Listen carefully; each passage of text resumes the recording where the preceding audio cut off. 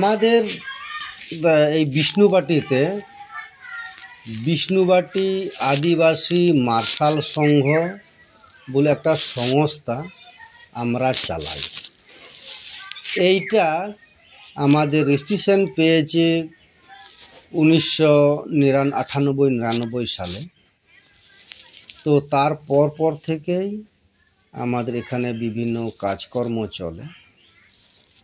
এর আগে থেকেও আমরা গোসালডাঙ্গা আদিবাসী সেবা সংঘ, বিষ্ণুবাটি আদিবাসী মার্শাল সংঘ এবং এরই আমাদের একটা গোসালডাঙ্গা বিষ্ণুবাটি আদিবাসী একটা ট্রাস্ট আছে। সেই ট্রাস্টের আন্ডারে গোসালডাঙ্গা বিষ্ণুবাটি এবং RSB বলে আমাদের একটা স্কুল আছে, তারই একটা শাখা হচ্ছে বিষ্ণুবাটি আদিবাসী মার্শাল সংঘ। এই সংস্থায় আমরা এখানে প্রথম শুরু লগ্ন থেকেই কাজ করে আসছি এবং তৈরিও করেছি। এটা গোটা গ্রামের লোকের একটা উদ্যোগে আমরা এটা এখানে ছোট সান্তাল মিউজিয়াম আমরা করেছি। সেটা হচ্ছে মাঝি পারগানা রিচেলি রেখিজুগাও বাখল, যেটাকে আমরা বাংলায় বলছি বা ইংলিশে বলছে মিউজিয়াম অফ সান্তাল কালচার। এইটা আমরা 2005 থেকে আমরা বিভিন্ন জিনিসপত্র, বিভিন্ন সান্তালদের যে ব্যবহারী জিনিসপত্রগুলো আছে সেইগুলো কালেকশন বা জোগাড় করতে থাকি। এই মিউজিয়ামটা আমরা 2007-এ উদ্বোধন করি বা শুরু করি। প্রথম দিকে আমাদের যে ভাবনাটা ছিল সেটা হচ্ছে আমাদের সান্তালদের যে আমাদের পরের প্রজন্মরা যারা আছে বা আসছে তাদেরকে আমাদের সংস্কৃতি, রিচেলি গুণকে কিভাবে ওদের মধ্যে আমরা এইটাকে দিতে পারি।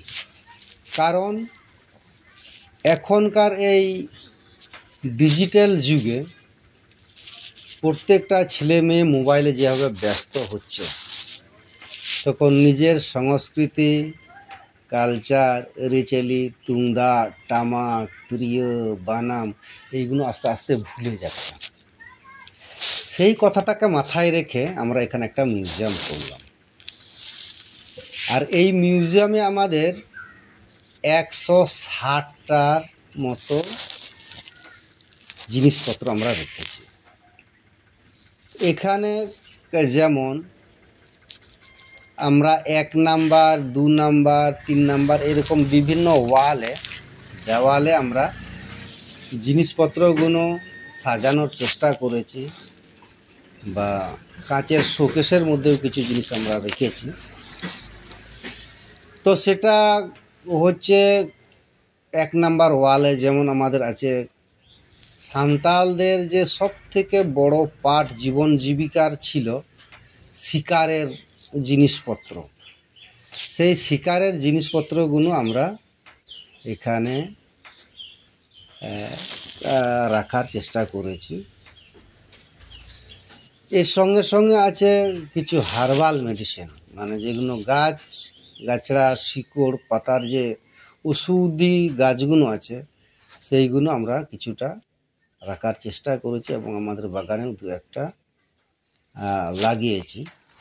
এই রকম করে প্রত্যেকটা দেওয়ালে সান্তালদের যে ব্যবহারের জিনিসপত্রগুলো আছে, থালা, বাটি, তারপর নাচের জিনিসপত্রগুলো, কাপড়ের জিনিসপত্র, তারপর তুন্দা, টামাক, তরিয়ে, বানাম থেকে শুরু করে মোটামুটি আমরা যতগুলো এই মুহূর্তে জোগাড় করতে পেরেছি কিংবা আমাদের কালেকশানে যেগুলো আছে সেগুলো আমরা এখানে একটা রাখার চেষ্টা করেছি।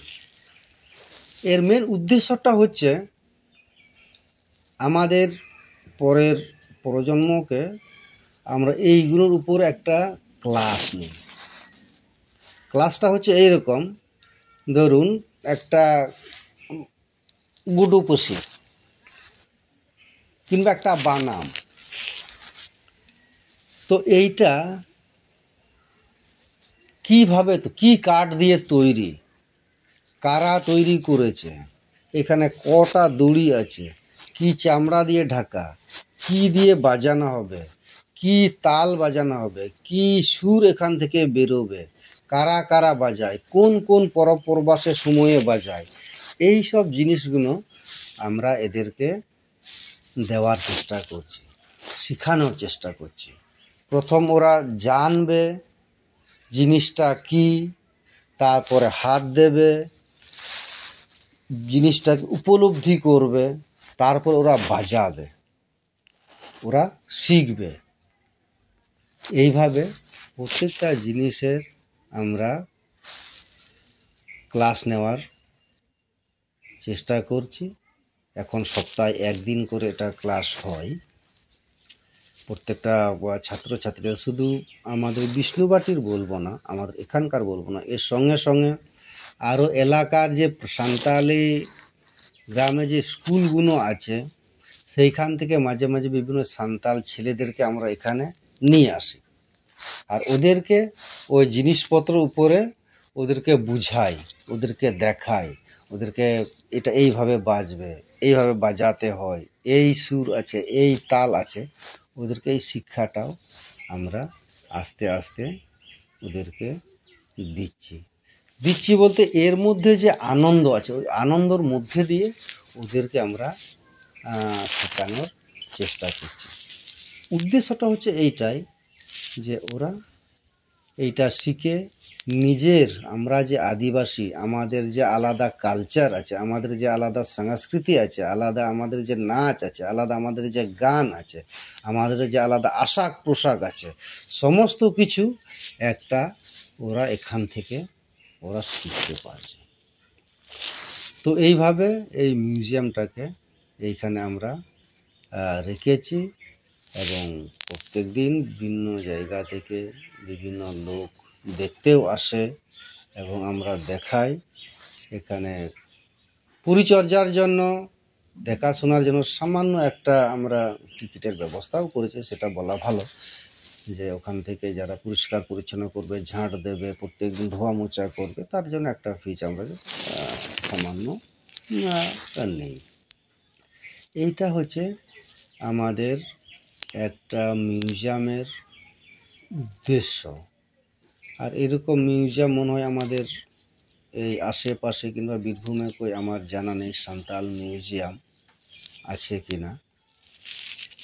তো আমরা চেষ্টা করছি আমাদের সংস্কৃতি কালচারে যেসব জিনিসপত্রগুলো আস্তে আস্তে আস্তে আস্তে হারিয়ে যাচ্ছে, এইগুলোকে আমরা কিভাবে মিউজিয়ামের মাধ্যমে আমরা যতন যোগাও করে কিংবা প্রিজার্ভ করে রাখতে পারি, তারই একটা উদ্দেশ্য।